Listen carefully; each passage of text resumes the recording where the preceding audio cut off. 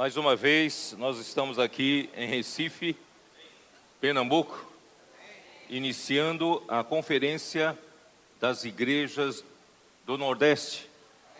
Então, nós vamos começar em Recife, vamos seguir em Natal e terminar em Mossoró. Graças ao Senhor pela sua palavra profética, ela tem nos dado direção, tem nos dado luz, né?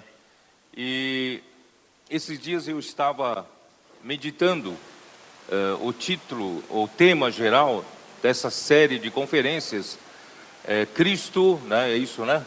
Cadê o Cristo, o poder de Deus e sabedoria de Deus. E estava meditando como a força motriz de um veículo, né? E a sabedoria é como todos os demais componentes que dão direção, que dão estabilidade, né, para aquele veículo, assim como o poder ser equivalente a todo o equipamento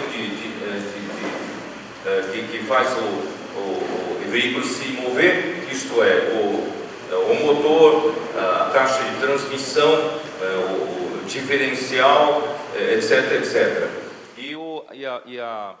E a sabedoria é a direção, é a suspensão, é a mola, barra de estabilização, né? Tudo que dá estabilidade e direção para o veículo. Graças a Deus, irmãos, nós temos tanto, né, o motor, né, a força motriz, que é Cristo, e nós também temos a parte que nos dá direção, que nos dá estabilidade para nós seguirmos até o ponto final. Graças ao Senhor que Cristo é tudo o que nós precisamos. Ó Senhor Jesus. Paulo, antes de escrever, né, essas cartas para os coríntios, ele havia na outra viagem, na segunda viagem apostólica, passado por Atenas e depois para o Corinto. E nessa terceira viagem, ele primeiramente escreveu aos coríntios a sua primeira carta em Éfeso. E depois, por não conseguir aguardar, né, a resposta que viria de Tito, da primeira carta, e ele então se apressou, foi até Troade, e em Troade se abriu uma porta para ele pregar o evangelho, mas ele não teve tranquilidade porque não encontrou Tito, que viria com a resposta da reação dos irmãos da primeira carta, né, aos coríntios. E ele atravessou o mar Egeu e foi parar na Macedônia. E na Macedônia ele encontrou-se com Tito e se alegrou com a reação dos coríntios. E na Macedônia ele sentiu a necessidade de escrever a segunda carta aos coríntios. Foi assim que ele desceu para Corinto, né, para encontrar-se com eles, e em Corinto ele escreveu o livro, a carta aos Romanos. Todavia, o livro de Romanos, na Bíblia, na sequência, está antes de 1 aos Coríntios e 2 aos Coríntios. Isso tudo Deus tem, né, ele tem a sua vontade, porque ele queria mostrar primeiro a visão, né, do Evangelho e o que o Evangelho produz, para depois ele chegar, né, na prática, que é com a igreja em Corinto e com todos os seus problemas.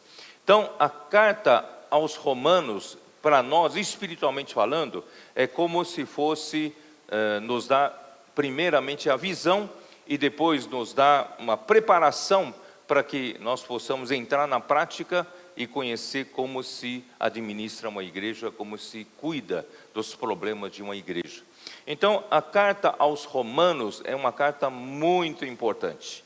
Sem essa carta, nós não teríamos essa visão geral da salvação de Deus, do plano da salvação de Deus e o resultado, né, desse plano da salvação de Deus, que é o Evangelho de Deus.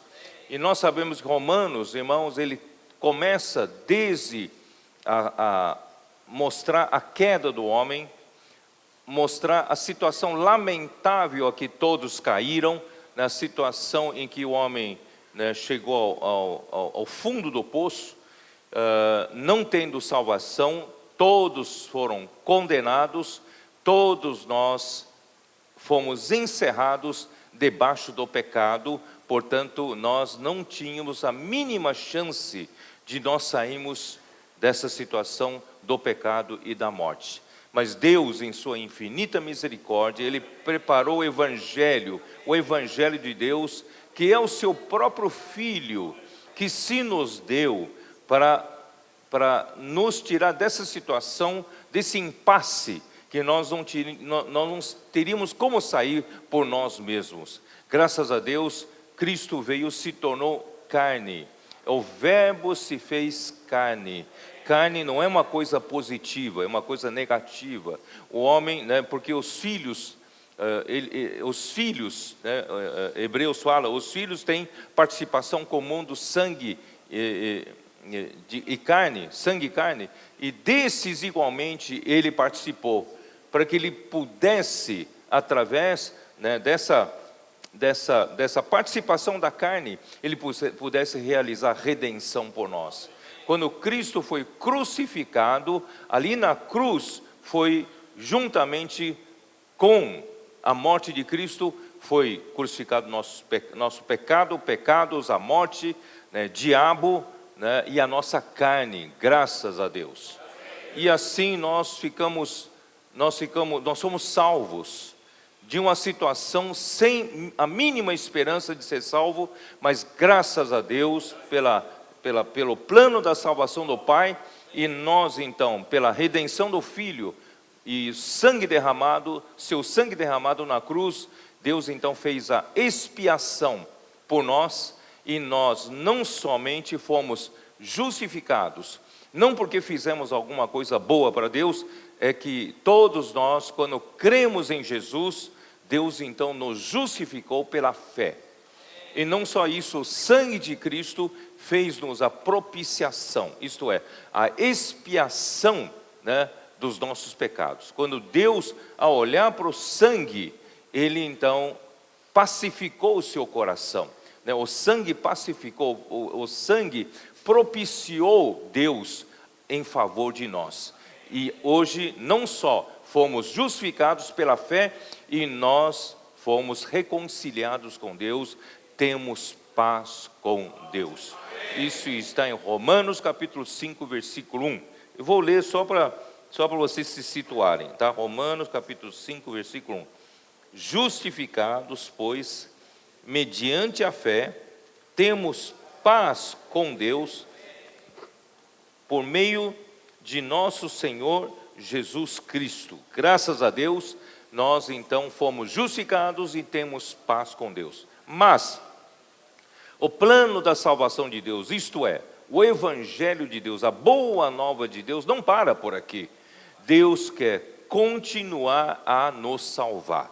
Apenas nos tirar da situação da condenação e nos justificar ainda não completa a salvação de Deus.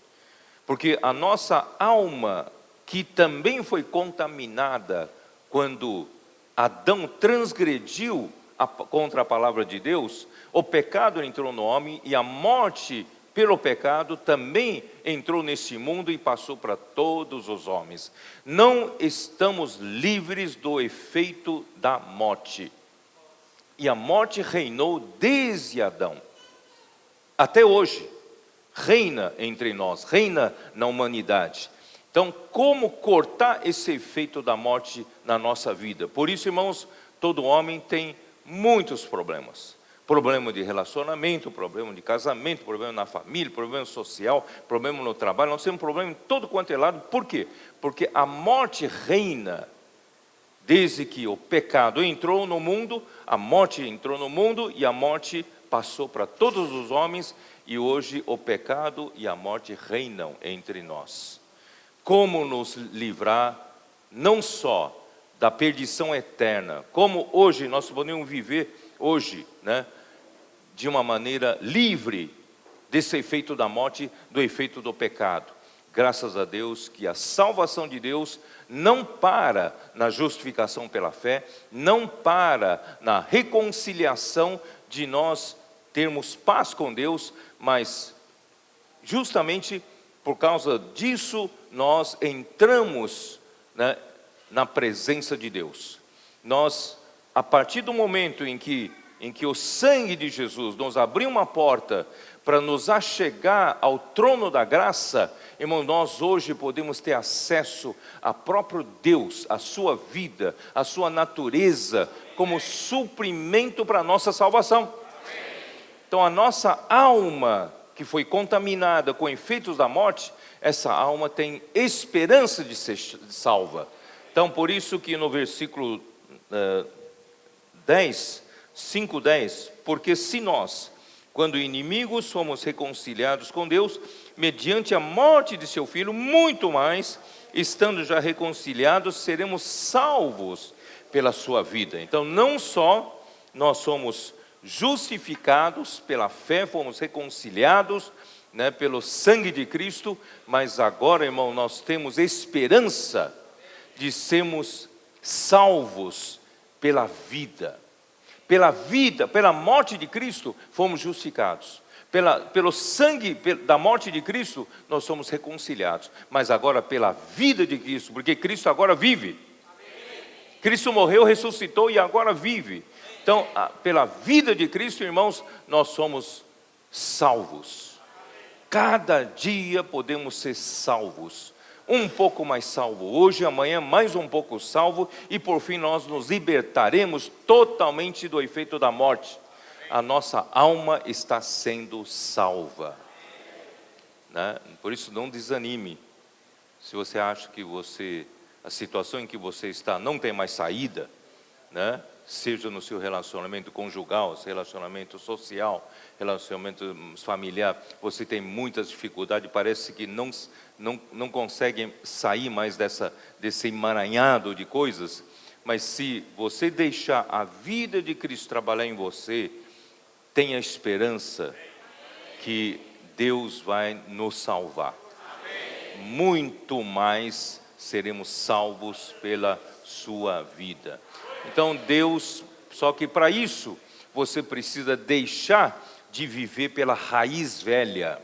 Porque quando nós caímos, pecamos, quando o homem pecou, transgrediu contra a palavra de Deus, o homem se desligou de Deus e se arraigou, né, na morte. E nós todos nascemos com o legado de Adão. Nenhum de nós está livre, né, do efeito da morte, do efeito da queda do homem, do efeito do pecado, porque nós já nascemos, recebemos o legado de Adão quando nós nascemos. Então já nascemos um pecador, não tem outro jeito. Agora Cristo veio, morreu na cruz, e na sua crucificação Ele crucificou o nosso velho homem. Ele crucificou o velho Adão. E através da morte e ressurreição, Ele, o quê? Ele ressuscitou para Deus. E quando Cristo ressuscitou para Deus, nos deu uma nova esperança. Isto é, nós podemos morrer para o Adão e podemos viver para Cristo que ressuscitou. Então nós precisamos mudar de raiz. Se até hoje eu tenho vivido os meus tantos anos em Adão, está na hora de eu começar a viver por outra raiz. Essa outra raiz é Cristo. Se você continuar a viver em Adão, você não vai fazer coisa diferente do que você fez até hoje. Mas se você começar a viver em Cristo, você vai ver que a novidade de vida vai começar a se manifestar na sua vida. Essa é a nossa esperança de salvação. Estamos sendo salvos. Para isso, como você pode estar em Cristo e não mais em Adão, depende da sua mente. A sua mente, né, é uma chave comutadora, uma chave que decide para onde você quer se inclinar. Se a sua mente se inclinar para Adão, você vai continuar vivendo do jeito que vinha vivendo. Se a sua mente se inclinar para Cristo, você vai experimentar toda a novidade de vida que está em Cristo. Se a sua mente se inclinar para as coisas da carne, você vai ter morte, você vai receber morte. Mas se sua mente estiver inclinada para o Espírito, você vai receber vida e paz.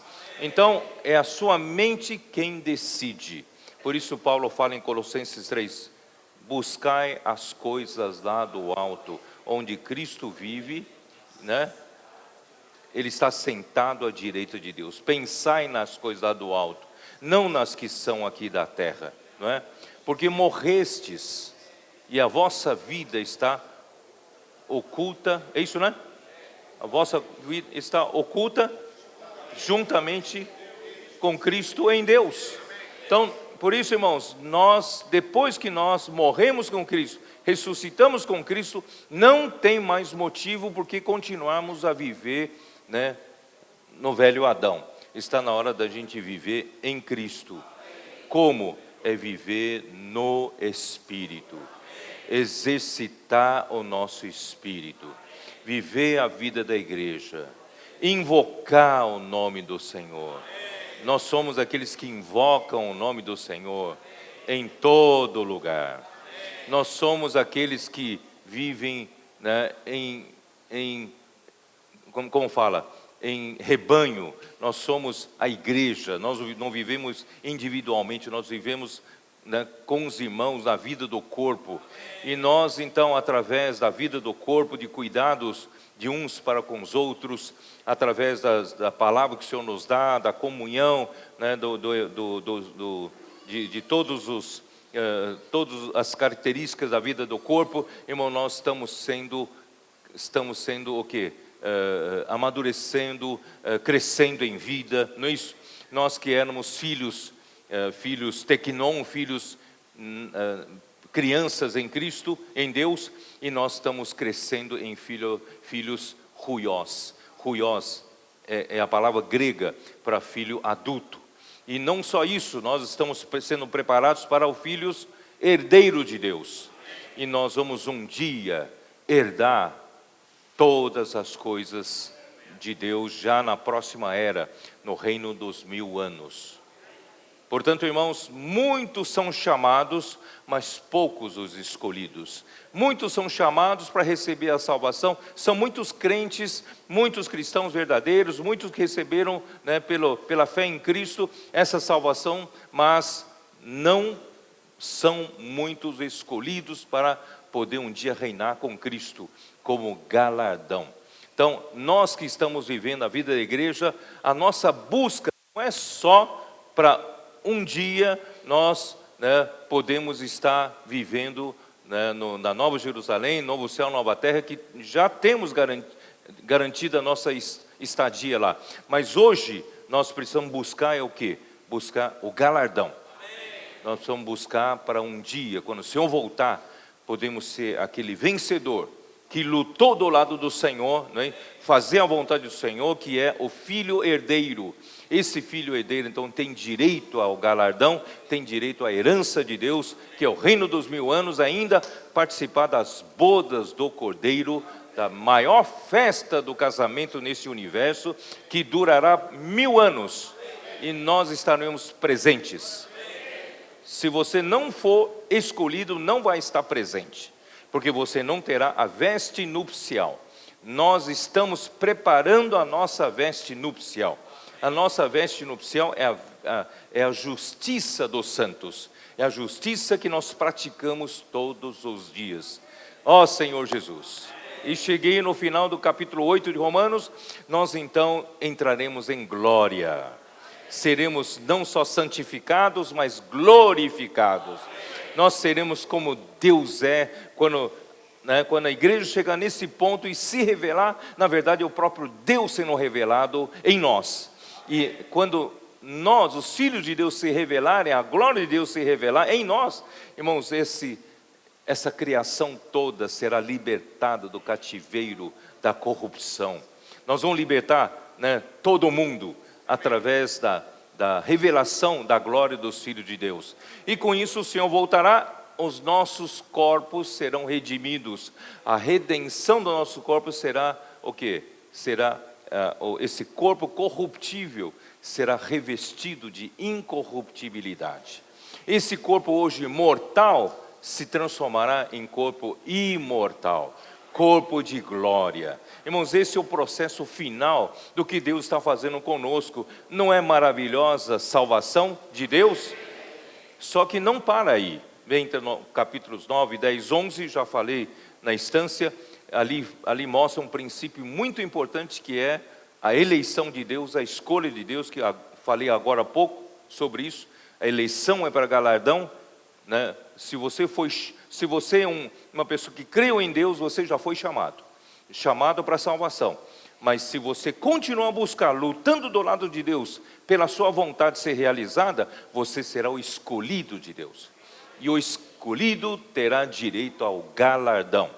Aí quando chega no capítulo 12, até o 16, Paulo então quer mostrar, tudo isso que ele mostrou no plano da salvação, não acontece individualmente. Isto é, nós não crescemos em vida de Deus, nós não amadurecemos na nossa fé, se nós vivemos individualmente. Nós precisamos da igreja, nós precisamos viver a vida do corpo, né? Então por isso que Romanos 12 fala, né, que nós, como fala, vamos dar uma olhada, Romanos 12, irmãos, eu estou correndo um pouco, porque estou só passando uma visão geral para vocês entenderem o contexto, né? Mas se a gente não conseguir falar tudo, a gente segue depois.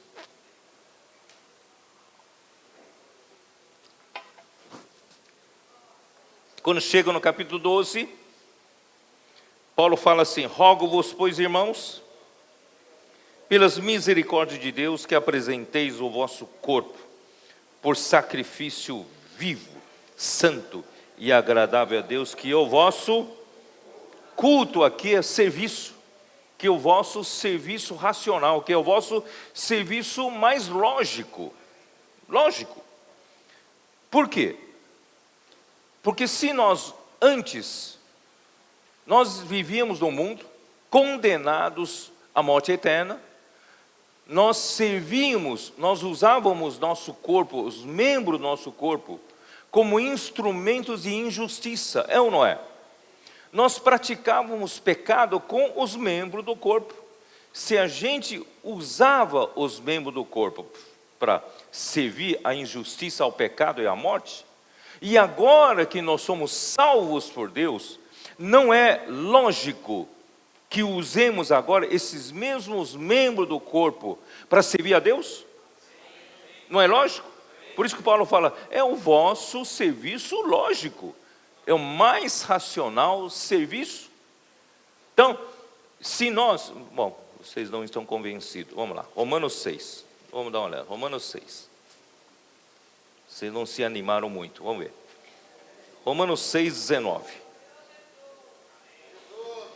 Romanos 6, 19, falo como homem, por causa da fraqueza da vossa carne, assim como oferecestes os vossos membros para a escravidão da impureza e da maldade para a maldade. Irmãos, antes nossos membros do corpo, estou falando do corpo, nosso membro do corpo era oferecido para isso, para a impureza, para a escravidão da impureza e da maldade para a maldade. Assim, ofereci agora os vossos membros para servirem à justiça, para a santificação. Não é? Ó Senhor Jesus. Então agora vocês precisam mudar, né? Isso aí é mais do que lógico. Ó Senhor Jesus. Versículo 13 também.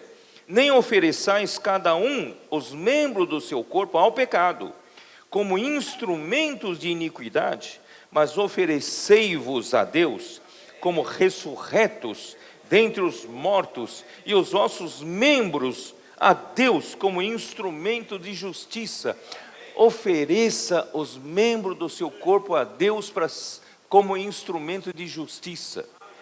Diga para Deus: Deus, eu ofereço minhas mãos, meus pés, meus olhos, minha boca, meu nariz, meus ouvidos, é para instrumento de justiça. Não é? Se antes eu usava tudo isso para pecar, para iniquidade, para injustiça, irmãos, agora que fomos resgatados do pecado, do Egito, não é lógico que sirvamos a Deus? Êxodo, se vocês não estão convencidos, vou usar mais uma coisa para convencer vocês.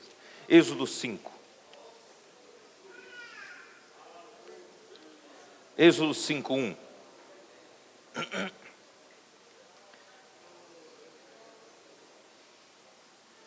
Versículo 1. Depois foram Moisés e Arão e disseram a Faraó: assim diz o Senhor Deus de Israel: deixa aí meu povo, para que me celebre uma festa no deserto. Versículo 3.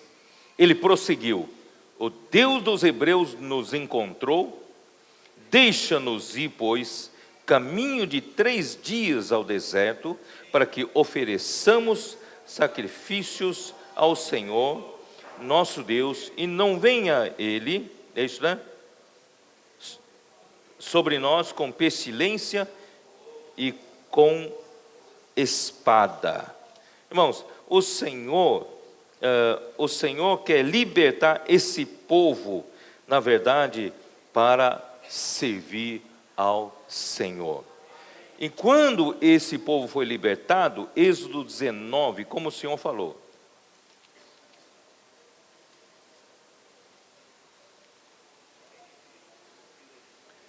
versículo 3: subiu Moisés a Deus, e do monte o Senhor o chamou e lhe disse: assim falarás à casa de Jacó e anunciarás aos filhos de Israel: tendes visto o que fiz aos egípcios? Vocês viram o que eu fiz aos egípcios? Os egípcios que vos escravizaram com tirania, forçando, obrigando vocês a terem trabalhos forçados, não dando palha, igualmente exigia a mesma produção de tijolos. Quer dizer, esse era o mundo em que nós vivíamos, debaixo da tirania de Faraó, de Satanás. Todos nós vivíamos debaixo dessa tirania. Parecia que havia prazeres do pecado, alegria no mundo, mas no fim a gente descobre que a gente estava totalmente, debaixo da tirania de Faraó. Mas Deus nos livrou disso. O que Deus fez aos egípcios, o povo de Israel viu com seus próprios olhos. Então, tendes visto o que fiz aos egípcios, como vos levei sobre asas de águia e vos cheguei a mim. Cada um de nós foi tirado do Egito e sobre as asas de uma águia, Deus nos trouxe até Ele. Hoje não estamos mais no mundo, não servimos mais ao mundo, nós servimos ao nosso Deus verdadeiro. Agora, pois, se diligentemente ouvirdes a minha voz e guardardes a minha aliança, então sereis a minha propriedade peculiar dentre todos os povos, porque toda a terra é minha. Toda a terra é minha, só que esses povos não me servem, não me honram. Agora escolhi vocês, vocês vão ser a minha propriedade exclusiva. Em espanhol, essa palavra propriedade exclusiva foi traduzida de especial tesouro. Vós me sois especial tesouro. No versículo 6, vós me sereis reino de sacerdotes e nação santa. São estas palavras que falarás aos filhos de Israel. Portanto, irmãos, não tem razão, nem pela lógica humana, não tem razão a gente não servir ao Senhor. Por que só pouca gente serve na igreja? Por que poucos, né, são tão fiéis e os outros acham que não é com ele? Irmãos, graças a Deus que nós não vemos assim. Nós queremos que cada um, por isso nós cantamos, né, o primeiro hino é inclusão, não é isso? É inclusão, excelência, não, peraí, entusiasmo, excelência e inclusão. Nós queremos servir ao Senhor com entusiasmo. Senhor, aquele Senhor que nos tirou do Egito, irmão, nós servimos a Faraó debaixo da amargura, né, da pressão, da tirania do mundo, e hoje nós estamos libertos, estamos libertados para servir ao Senhor, irmão. Esse é o motivo para a gente estar alegre, né? Teve um tempo, 2 anos atrás, 3 anos atrás, nas igrejas, parecia que estava faltando essa alegria, estava faltando esse entusiasmo, né? A vida da igreja era levada meio assim, todo mundo empurrando com a barriga, como se querendo voltar para viver a vida do mundo, né? Graças a Deus que o Senhor nos acordou, né? Em começo de 2017, né? O Senhor nos acordou e agora pouco a pouco o Senhor está restaurando, restituindo-nos a alegria da salvação. Não é maravilhoso? Então, e pouco a pouco o prazer, né, restaurou-se o prazer de viver a vida da igreja, de estar nas reuniões da igreja, ter paixão. Nós precisamos voltar a ter paixão nas coisas de Deus, paixão na igreja, paixão da vida da igreja, paixão pelo plano de Deus. Nós precisamos ser apaixonados. Quem aqui é apaixonado pela vida da igreja? Precisamos ser apaixonados pelas coisas de Deus.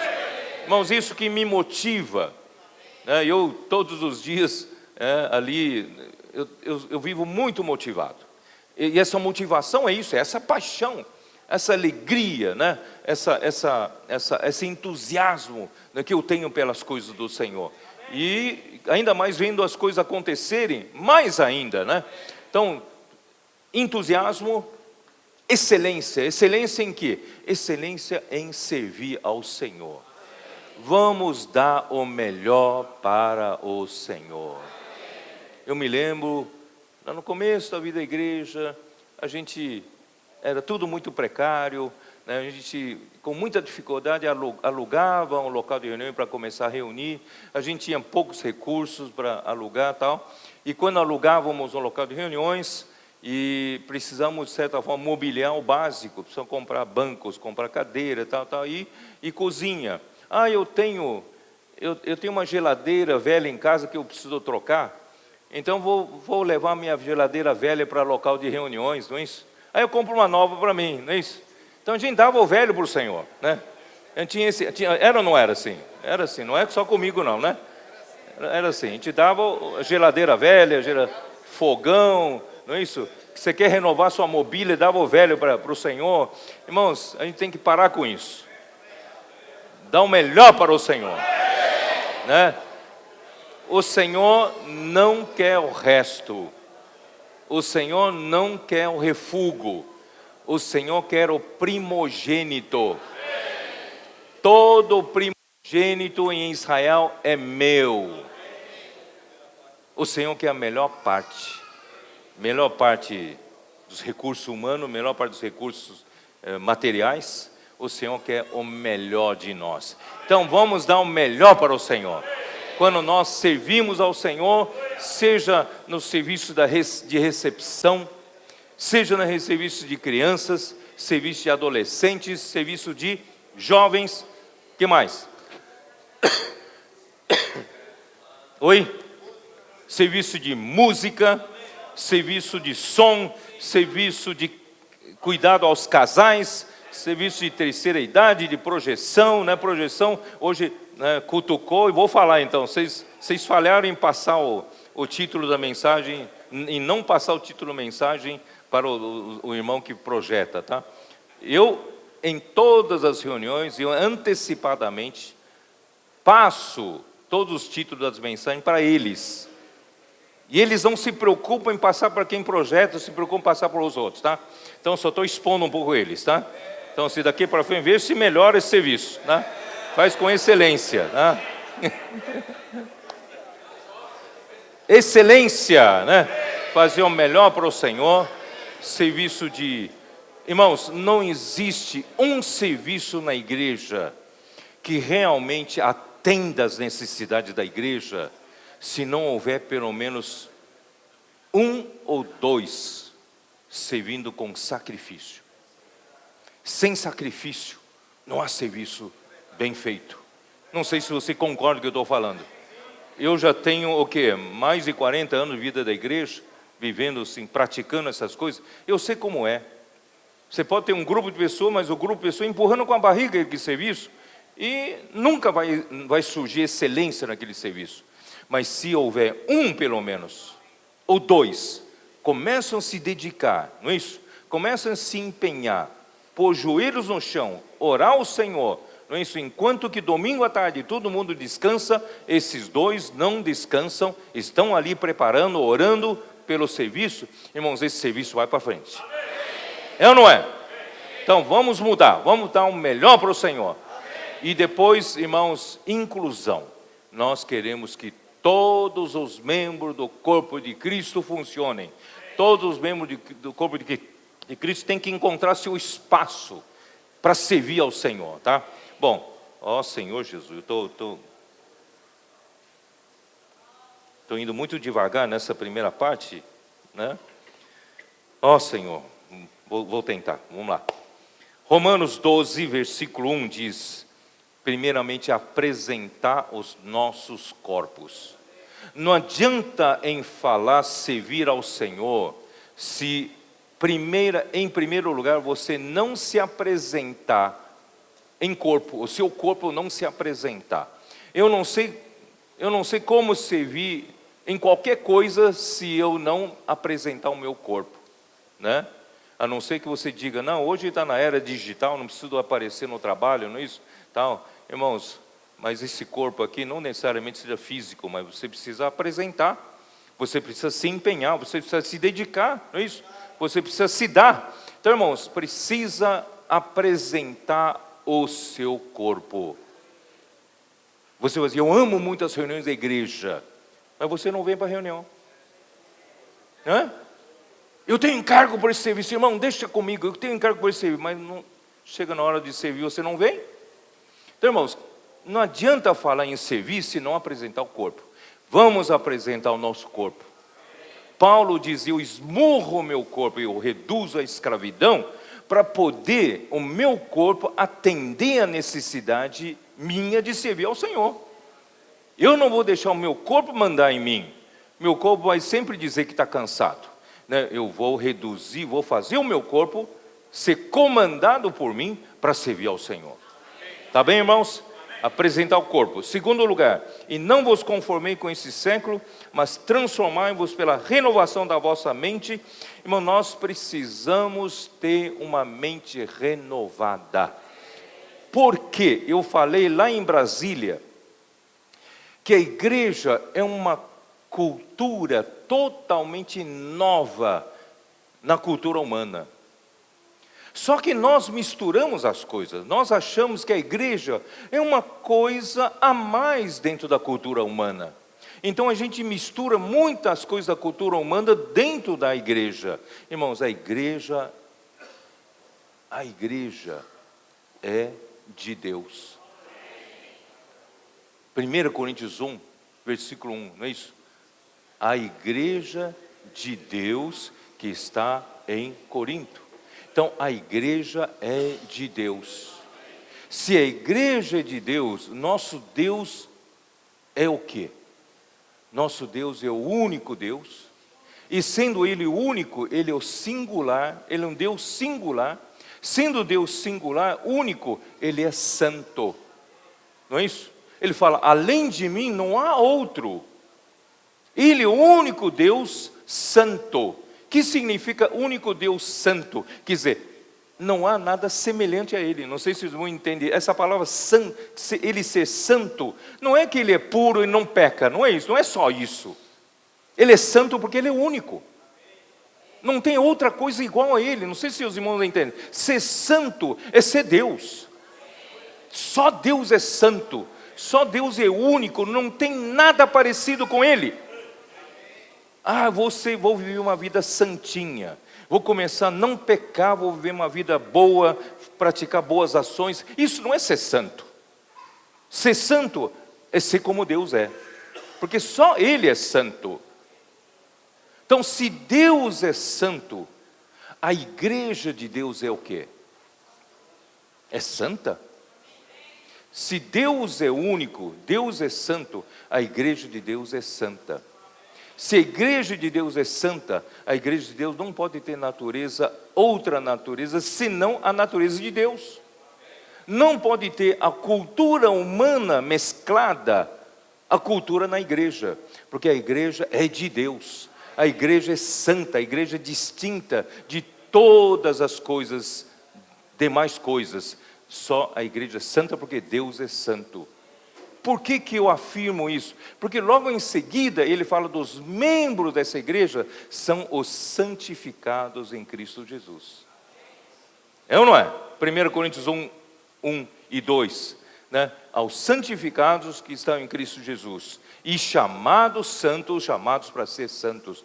Então não só nós, quando fomos santificados posicionalmente, né, por Deus, quando cremos em Cristo, nós ainda estamos sendo santificados disposicionalmente. Eu não vou explicar muito sobre isso. Isso quer dizer o quê? Nós somos uma coisa totalmente distinta neste universo. Não há uma segunda coisa igual. Se você faz da igreja uma mera entidade religiosa, você não conhece o que é a igreja. A igreja é totalmente uma coisa fora dos padrões humanos. Por isso que os coríntios tinham muitos problemas, porque eles introduziram muita cultura grega na igreja. Os gregos gostavam de democracia. Você sabe que a cultura grega é o berço da nossa civilização ocidental. Às vezes esses dias estamos discutindo, o Congresso está discutindo reforma, né? Reforma. E de vez em quando eu acompanho um pouco lá a discussão deles. Mas eu fico tão irritado com aquelas discussões todas, eu não tenho paciência de ficar ouvindo aquilo ali, né? Porque argumento para cá, argumento para lá, fala aqui, fala... E assim que se pratica a democracia, para se poder chegar, ouvir né, todas as opiniões e a maioria ganhar. Isso veio da Grécia. Então, eles tentaram introduzir isso na igreja. Aí quando passou Apolo, que é homem eloquente, o homem poderoso na palavra, então alguns que eram da cultura grega, né, muito dados à discussão filosófica, de eloquência, e foram e seguiram Apolo. E surgiu o problema da divisão na igreja. Surgiu o problema de preferência na igreja.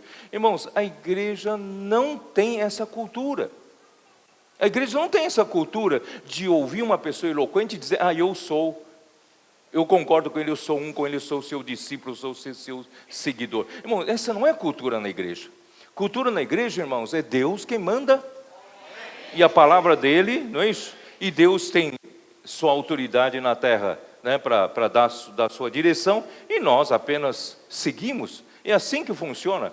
Então, por isso que o título dessa mensagem, eu fiz questão de colocar o quê? Segundo a ordem do Senhor, por intermédio de Moisés. Tudo é feito nessa nova cultura, o povo de Deus anda segundo a ordem do Senhor, mas é por intermédio de Moisés. Então, essa cultura, os gregos não estavam entendendo. Então surgiu preferência, surgiu divisão, eles começaram a amar discursos bonitos, né, lógicos, eloquentes, e começaram a correr atrás de sabedoria humana como os gregos corriam atrás. Vocês sabiam que os gregos da aristocracia, né, de Atenas e de Corinto, eles não faziam nada e só cuidavam de ouvir e falar filosofia. Não sei se vocês sabem disso, porque eles eram tão ricos Quem trabalha para os negócios deles são os seus escravos. E eles, dia inteiro, viviam ali na praça, em Ágora, praça, né, em grego, numa cidade grega, chama-se Ágora, né? Tanto é que em português existe uma palavra chamada agorafobia. Quem sabe o que é agorafobia? Quem sabe? Medo de multidão. Agorafobia. Então, assim, Ágora é a praça onde se praticava entre os gregos a democracia. Todo mundo tem direito a falar, todo mundo tem direito ao voto. E ali, então, né, os pensadores apresentavam suas ideias, e as pessoas ouviam e diziam: eu concordo com isso, eu sou um seguidor dele, não sou, eu sou um epicureu, eu sou estoico, né? Assim se dividiam entre eles. Então, assim eram os gregos. Mas na igreja não é assim. A igreja tem a cultura de Deus, né? Então, na igreja, irmão, nós servimos ao Senhor com o corpo apresentado, com a mente renovada. Se não tiver a mente renovada, irmãos, vai ser uma briga na igreja.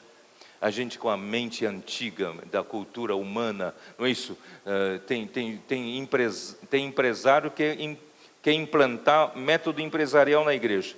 Tem irmãos que têm uma experiência de professor que quer implantar método de professorado na igreja. Quer dizer, cada um quer implantar uma coisa, né, segundo o seu natural. Mas, irmãos, a igreja precisa de renovação.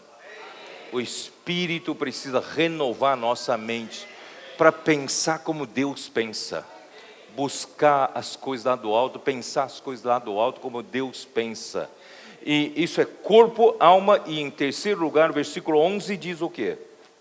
No zelo não sejais remissos, sede fervorosos de espírito, servindo ao Senhor.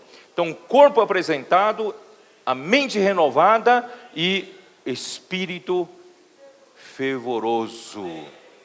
Não se pode servir ao Senhor com espírito frio.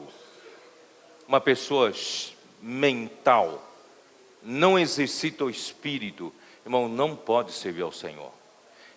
Se você quer servir ao Senhor, precisa aprender a exercitar o seu espírito. Você sabe por quê? Porque Cristo hoje já se tornou o Espírito que dá a vida. E esse Espírito que dá a vida está dentro do seu espírito. E agora quem manda, né, o homem, quem manda no seu espírito é você. Você precisa exercitar o seu espírito para acionar o espírito que está no seu espírito. Os irmãos entendem o que eu quero dizer? Como é que você vai acionar Cristo como poder de Deus? Tem que exercitar o espírito, porque o espírito está dentro do seu espírito. Como você vai ter Cristo como sabedoria de Deus? Chega uma hora difícil, qual é o caminho? Qual é, né? Por onde vai? Qual a direção? Irmãos, quem é que dá a direção é a sabedoria de Deus. Mas como eu vou saber qual é a direção? Se eu não exercito o Espírito. Por isso, irmãos, é importante eu ser fervoroso de Espírito. Todos nós, irmãos, sem exceção, mesmo aqueles mais tímidos, mais caladinhos, não tem problema. Se você não grita como os demais, não tem problema. Mas importante você mesmo aqui no interior, você exercite, deixa seu espírito sempre ativo, né? Ó Senhor Jesus, ó Senhor Jesus. Embora eu não tenha tanta coragem como aquele irmão, aquela irmã, aqueles irmãos, né, que gritam, mas eu quero manter meu espírito sempre ativo. Não quero deixar esse espírito apagado, né? Sabe, isso é importante para servir ao Senhor. Bom, aí a partir daí, Paulo então começa a falar. Versículo 6. Tendo, porém, diferentes dons segundo a graça que nos foi dada, se profecia seja segundo a proporção da fé, isso já falei na instância, eu falei um pouco aí em São Paulo, profetizar é um serviço, né? Ministério aqui é diaconia, é diaconato, serviço de diáconos, Aqui tem aquele que ensina, são os mestres que ensinam. O que exorta são sempre quem ensina, ensina segundo a palavra profética dos profetas. E quem exorta, exorta segundo a palavra profética e segundo o ensino. E quem oferta, quem contribui com liberalidade, com generosidade. Quem preside, quem lidera, a liderança tem que exercer com diligência. Quem exerce misericórdia na igreja precisa de quem cuida dos santos, cuida daqueles mais fracos, cuida daquele que tem mais necessidade. Então, graças ao Senhor, temos até um serviço de quem exerce misericórdia. Tá? Irmãos, tudo isso Paulo citou para mostrar como podemos servir como um corpo de Cristo. Tá? Ó Senhor Jesus, que faço?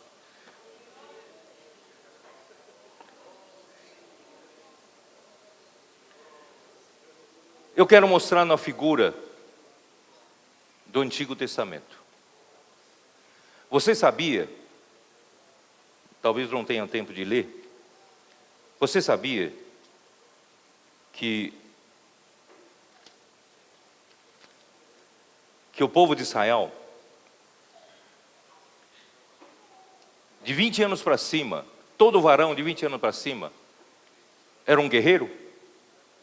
Era um que está apto de sair para a guerra. Ele era contado entre o exército. Graças ao Senhor, irmãos, nós temos um exército na igreja. Nós somos um exército. E um exército tem um comando. O exército é o Senhor quem manda. Mas para esse exército, o Senhor determinou Moisés e chamou Arão para o sacerdócio. Então, Moisés toma a liderança geral e principalmente sobre o exército. E desse exército, irmãos, são 12 tribos. As 12 tribos não são 12 tribos com orientações individuais. Todas as 12 tribos são um exército. Todas as igrejas são um exército de Deus. Nós não temos orientação peculiar, nós não temos direção peculiar, nós estamos todos debaixo da mesma direção, da mesma obra, mesmo exército do Senhor. Irmãos, isso que dá impacto para a igreja, isso que dá impacto para a obra do Senhor. Tá? Então, as 12 tribos tinham que acampar em torno do tabernáculo e voltados para o tabernáculo. O tabernáculo era o centro da vida deles e o tabernáculo era o centro do serviço deles. Dá para mostrar aquele quadro ali da figura de como acampava, né? Ó Senhor Jesus. Aqui, ó.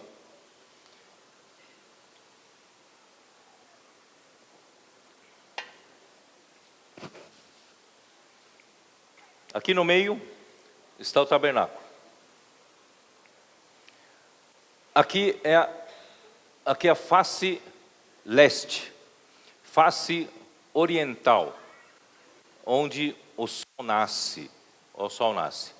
A face oriental é a face da entrada do tabernáculo. Entra-se ao tabernáculo pelo lado leste, pelo lado oriental, tá? E quais são as tribos que acampavam do lado oriental? São as tribos Judá, Issacar e Zebulon. Tudo organizado, tá? Judá, Issacar e Zebulon. E quem acampava do lado sul, aqui é o sul, Rúben, Simeão e Gade. Quem acampava por detrás do tabernáculo, lado ocidental, Efraim, Manassés e Benjamim. E quem acampava do lado norte é Dan, Azer e Naftali. Assim acampava, Deus ordenou que acampasse assim. Irmãos, graças a Deus que o nosso Deus é um Deus de ordem. Não é Deus de confusão. Você se lembra daquela história, mesmo no próprio livro de Números, quando Balaque contratou Balaão para amaldiçoar o povo de Israel, e por várias vezes ele não conseguia amaldiçoar, até que Balaque levou ele lá para o alto monte aqui, ó, tá vendo? Eles estão aqui, ó, aqui no alto monte, e olhou para o acampamento, em vez de amaldiçoar, que disse Balaão? Ele disse: quão formosas são as tuas tendas, ó Jacó. Não conseguiu amaldiçoar. Irmão, quem olha para um acampamento dos filisteus, deve ser uma bagunça. Quem olha para acampamento, né, de qualquer outro povo, deve ser uma bagunça. Mas do povo de Deus é em ordem. Por isso, irmãos, nós não podemos fazer as coisas na igreja de qualquer jeito. Nós precisamos fazer as coisas do jeito de Deus, em ordem. Nosso Deus não é um Deus de confusão. Nosso Deus é um Deus de ordem. Por isso que quando uma pessoa entra no nosso meio, não só sente a presença de Deus, mas quando vê os serviços feitos a Ele prestado, não é isso? Ele vai dizer: Deus está de fato no meio de vós. Então, por isso, irmãos, é necessário que a gente reordene todos os nossos serviços, fazer os serviços bem feitos, fazer o melhor para o Senhor, tá? E quem acampava agora num ciclo interno são os levitas. Os levitas. Aqui acampava Moisés, Arão e seus filhos, as tendas deles. E aqui ao lado sul acampava um dos filhos de Levi, chama-se Coate. São os coatitas que acampam aqui ao sul. E não sei se vocês sabem que Moisés e Arão são filhos de Coate, tá? São coatitas. Só que eles foram separados por Deus para liderar o povo, tá? E aqui ao ocidente estão os Gersonitas. Gerson era outro filho de Levi. E aqui ao norte eram os Meraritas. Merari era mais um filho, né, de Levi. Então são 3 filhos de Levi: Coate, Gerson e Merari, tá? Então esse grupo interno faz parte do sacerdócio. Esse grupo externo faz parte do exército. Vocês estão entendendo ou não? Entre o povo de Deus tem essas duas coisas. Hoje à noite não vou ter mais tempo de explicar para vocês, mas só para vocês terminarem com essa impressão. Nós temos 2 missões, a missão dupla de Apocalipse 12 para cumprir. Temos ou não temos? Qual é a primeira missão? É de gerar o filho varão. Que é gerar o filho varão? É preparar os vencedores coletivos, não é? Preparar um ambiente na igreja, um serviço adequado na igreja, em que os filhos de Deus na igreja têm ambiente para crescer, tem ambiente para receber a palavra pura, tem ambiente para ter comunhão, não é isso? Tem ambiente para receber revelação, ambiente para receber ensinamento, tem ambiente para tudo, para crescimento e amadurecimento dos filhos de Deus. Não tem mais aquele ambiente, irmãos, de criticar um ao outro. Não tem mais aquele ambiente de um querer puxar tapete do outro, né? Eu sou melhor que você, eu sou pior, eu estou mais tempo na vida da igreja do que você. Irmãos, isso tudo é coisa do passado. Graças a Deus, né? Não há mais competição entre nós. Não tem mais esse negócio de dizer quem está em primeiro, quem está em segundo em Jackson, né? Então, irmão, ninguém está preocupado mais com isso. Nós estamos todos, irmãos, querendo um encorajar o outro, um suportar o outro em oração, não é isso? Um cuidar dos outros, não é isso? Assim nós juntos vamos crescer. Se eu quiser crescer hoje pisando na cabeça dos outros, eu nunca vou crescer. Se eu ajudar o outro a crescer, eu vou crescer junto. Não é? Então, irmãos, essa é a produção do filho varão, dos vencedores coletivos. E esses vencedores coletivos, pela primeira vez na história da igreja, vão ser produzidos.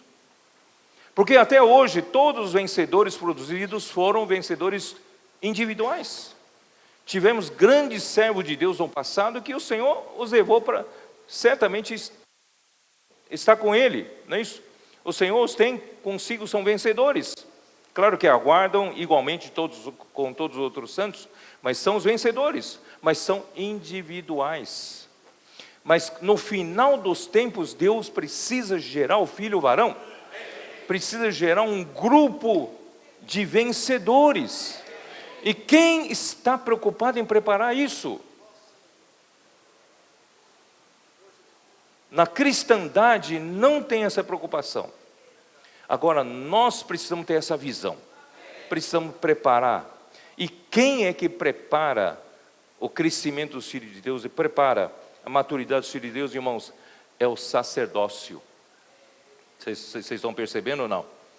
O sacerdócio que cuida do tabernáculo, cuida da vida da igreja, cuida internamente. Irmãos, cuida do crescimento dos irmãos. Serviço das reuniões da igreja, tudo bem feito. Uma pessoa nova que entra, a recepção já o recebe com tanto carinho, tão adequadamente, já traz aqui para dentro, e não deixa esse visitante sozinho, sem saber para onde vai, como fazer, já tem alguém acompanhando, não é isso? Assim, uma pessoa dessa está sendo acompanhada até crescer, até virar um vencedor, né? Então esse é o serviço do sacerdócio. E qual é a outra parte da dupla missão? Precisamos preparar o deserto, para que quando os filhos de Deus que vierem de outras regiões, né, pudessem, em qualquer cidade que eles pousarem aqui, pudesse ter uma vida da igreja adequada, com esse sacerdócio adequado. Então, como vão fazer isso? Se nós aqui no Brasil ainda temos mais de 4.500 cidades que não tem igreja ainda. Então nós, nesses próximos anos, nós temos que arregaçar a manga e trabalhar. E quem vai conquistar essa nova terra? É o exército. O exército é para a conquista da terra. Em Josué 13, versículo 1, Deus disse assim para Josué: Josué, você já está velho, você já está avançado de dias, mas ainda falta muita terra ainda para possuir. O que fazer, irmãos? Nós ainda temos muita terra para possuir. Portanto, hoje Deus precisa de um exército.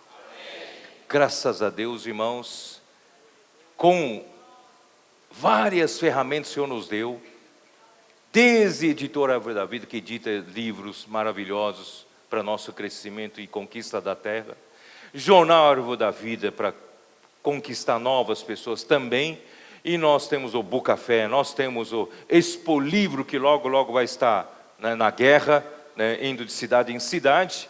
Irmãos, nós temos o SEAP preparando as pessoas, ainda vamos preparar melhor as pessoas no SEAP.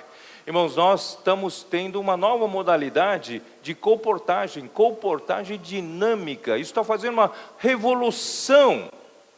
Ontem, antes de vir para cá, eu tinha que levantar cedo hoje, mas ontem à noite eu não tive jeito de recusar.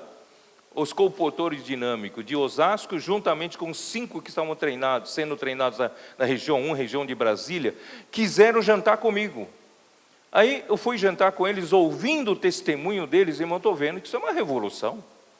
Uma revolução. As pessoas estão sendo contactadas com orações, milagres acontecendo, sabe? Livros semeados como nunca foram semeados.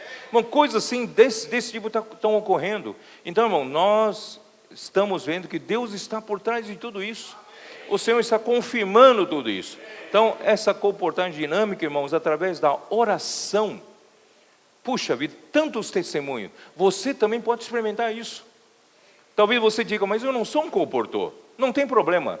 Mas você pode ter experiência. Sabe qual a experiência que eu vou contar para você? Por exemplo, durante a semana, você não contata seres humanos? Acho que você contata mais gente de fora do que pessoa da igreja, né? A não ser que você serve aqui dentro, né? No local de reuniões. Mas se você tem um trabalho secular, você, durante o dia, você tem muitos contatos, não tem? Eu não acredito que entre esses muitos contatos, se você tiver a sensibilidade espiritual, algum deles não esteja pronto para você dizer para ela assim, eu posso orar por você?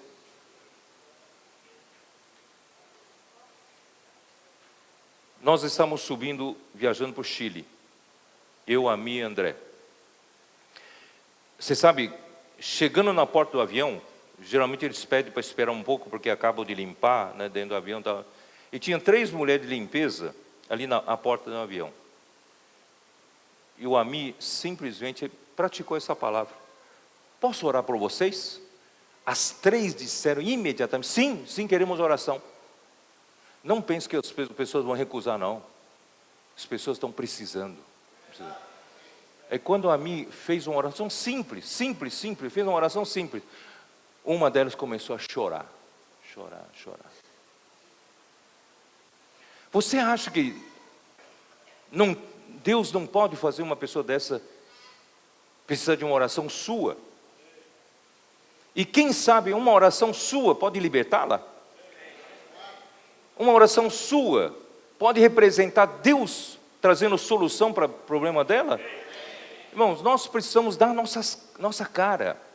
Não podemos ficar, irmãos, só preocupados aqui internamente, que precisamos ter uma vida, igreja boa, né, que produza vencedores. Mas nós precisamos ser exército também.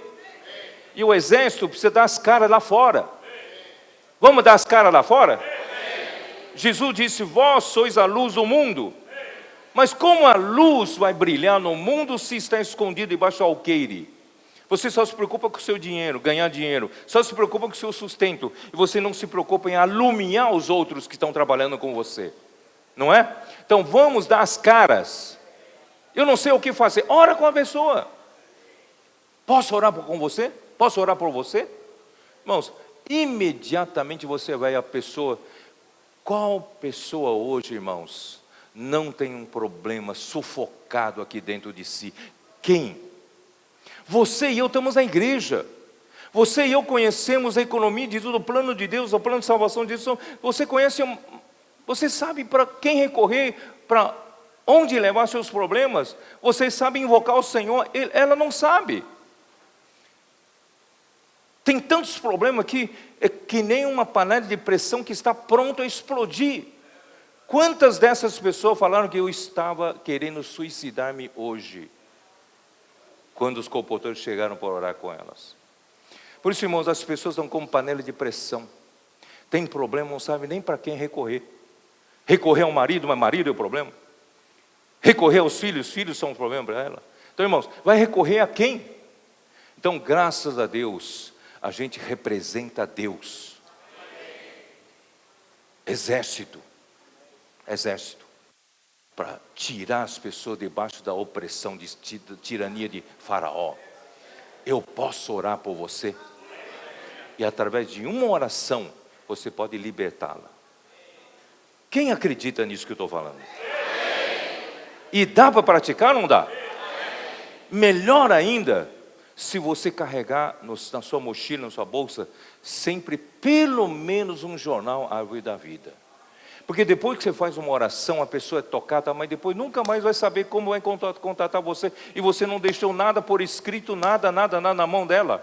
Deixa um jornal pelo menos. E não tenha medo de passar livro. Se você quiser dar de presente, dá. Se você puder aprender daqui para frente a vender também, porque ela vai valorizar Se ela paga um pequeno preço, ela vai valorizar aquilo que... E aquilo que ela segurar na mão, aquele livro, vai salvá-la. Vai fazê-la contactar a igreja. Amém? Bom, já puxei muito. Já são 9h30, né? Já o Zé já está procurando. Vamos, né? Terminar logo. Não? Não está não? Não, né? Então vamos, vamos cuidar do sacerdócio. Vamos cuidar? Serviços nas igrejas. Apresentar o corpo. Mente renovada. Espírito fervoroso, exercitado, não é isso? E nós começamos a organizar todo o serviço. Nós tínhamos muito medo em falar em organização. No passado, quando falava em organização, organização é coisa do... né? Mas, irmão, graças ao Senhor, Deus é um Deus de ordem. Deus é um Deus organizado. Mas essa organização tem vida.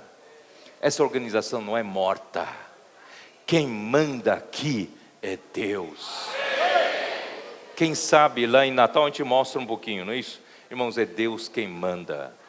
A organização é para cooperar com o mover de Deus, mas não manda em Deus. Os irmãos entenderam a diferença? Não, nós precisamos ser um povo, né, coordenado, ordenado, organizado, para entregar para Deus mover-se na sua direção. Por outro lado, precisamos nos preocupar em influenciar o mundo, como o exército. Nós somos a luz do mundo e nós também somos o sal da terra. Como o sal vai salgar, vai temperar esse mundo, se o sal não sai, não tem contato com as pessoas? Não é isso? Então nós, como o sal da terra, precisamos influenciar o mundo. A igreja em Recife está aqui tantos anos em Recife, já conheço a Recife, igreja há muito tempo já. Irmãos, graças ao Senhor tem um número bom de irmãos cuidando da vida da igreja, do serviço da igreja. Agora, o quanto a igreja em Recife está influenciando a sociedade recifense é assim que fala? A sociedade recifense, eu já não sei. Não sei se nós estamos realmente influenciando lá fora. Agora, se a gente começar, cada um de nós, tiver coragem de orar pelas pessoas, entregar um livro na mão, entregar um jornal na mão, nós vamos começar a influenciar a sociedade de Recife. Se a igreja de Recife influenciar Recife, a igreja em São Benedito do Sul influenciar São Benedito do Sul, a igreja em Maceió, né? Influenciando a sociedade maceiense, maceioense, né? Igreja em João Pessoa, né?